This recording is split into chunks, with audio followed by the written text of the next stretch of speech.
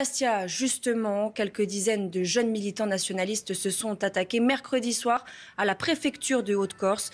Les militants cagoulés ont jeté des cocktails Molotov et provoqué des incendies. Les explications sur place de Christina Luzzi. Le retour au calme s'est fait ce mercredi soir vers 21h ici à Bastia en Haute-Corse après près de 3 heures d'affrontement entre forces de l'ordre et manifestants. Tout avait débuté pourtant dans le calme. Une centaine de personnes s'étaient rassemblées devant la préfecture de Haute-Corse et comme lors d'autres rassemblements, un groupe de personnes cagoulées et vêtues de noir avec des brassards de différentes couleurs a fait irruption, des cabas remplis de cocktails Molotov et les altercations ont alors débuté avec les forces de l'ordre. On a pu observer quelque chose de nouveau ce soir, c'est que ce groupe d'individus était très mobile. Ils sont partis de la préfecture, direction la Banque de France, en allumant des feux sur leur passage.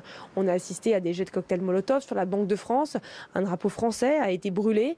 Les forces de l'ordre répliquaient à coups de gaz lacrymogène et de grenades de désencerclement.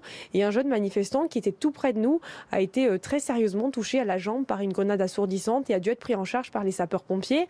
Vers 20h, ces individus cagoulés ont pris la direction du commissariat où d'autres jets de cocktails Molotov ont été opérés. Dans le même moment, des dizaines de camions de CRS arrivaient en renfort dans le centre-ville de Bastia. Et je vous le disais, le calme est ensuite revenu ici aux alentours de 21h.